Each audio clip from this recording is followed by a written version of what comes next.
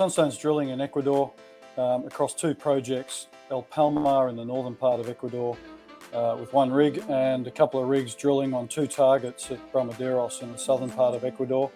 We're in a substantial value creation phase here. We're drilling some very exciting targets. The drilling looks good from the daily reports we're getting, so yeah, we're feeling very bullish about what's ahead of us over the next couple of months.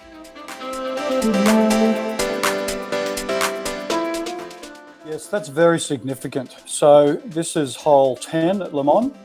So Limon, prior to this drill hole, had provided a lot of evidence of a very large porphyry system and a very large alteration system. So geologically looked very promising.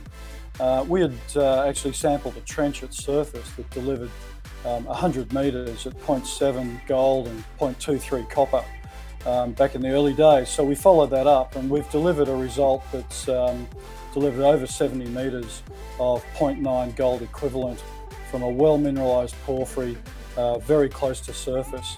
So that's absolutely a discovery hole at Limon, very significant. But the other significant component to Limon is this large alteration system that will contain both porphyry and epithermal mineralisation.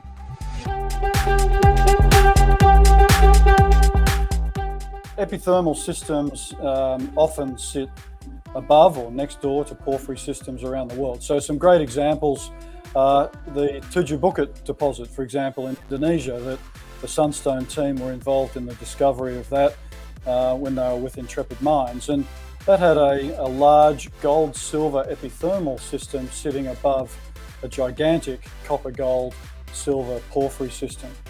And so these things are not uncommon. Another good example is Tampakan in the Philippines, and that was a discovery by WMC. And again, the Sunstone team were involved in the early drilling of that deposit. And in fact, our chief geologist undertook his PhD on that deposit in the Philippines. So we know them well, we understand them well. And at Limon, we saw evidence of this high sulfidation mineralisation in an early drill hole.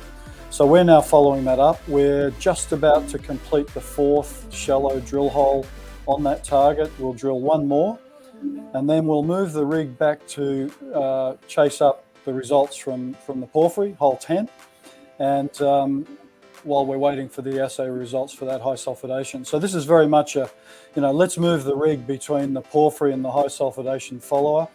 Both are ready to create substantial value. Both are ready to unlock the very large Limon porphyry system that we know from surface mapping.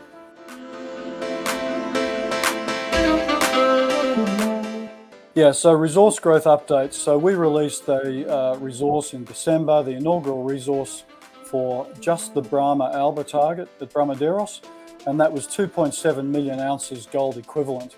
That's a pit-constrained resource, as I said, just the Brahma Alba target. We also released an exploration target, which had three components to it. A large component of Brahma Alba material that's outside the resource, a large component from a target called Melanal, which we've put a couple of recent holes into, and a component from Limon. That component from Limon was about 20%. So the plan is to move through those targets and be in a position to convert exploration target into resource when we undertake another iteration of the resource. The other component is that there's other targets at Bramaderos that were not included in that exploration target. We, as we always do at Sunstone, took a conservative approach to this. So we've got targets primarily at Portillo and at Playas, two targets that haven't been included in the exploration target, and we're readying those for drilling as well. So we've got a raft of targets. We're working through them with the drill rig. So as I said right at the outset, very substantial value creation phase ahead of us with the drilling at Bramaderos.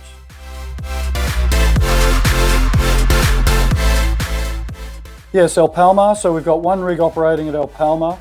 In many ways, El Palma is similar to Bramaderos. We've got both porphyry copper gold opportunities, and we've got higher grade epithermal opportunities.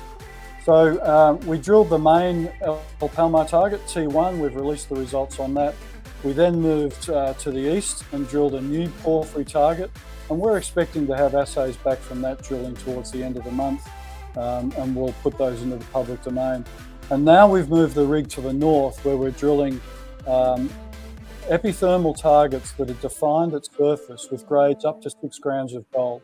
So we're drilling some holes into those at the moment. We like what we see, so we'll keep drilling up there for a little while and then come back down and follow up on some of the porphyry opportunities that are still undrilled around that main T1 target. So again, substantial value creation from discoveries at Palma.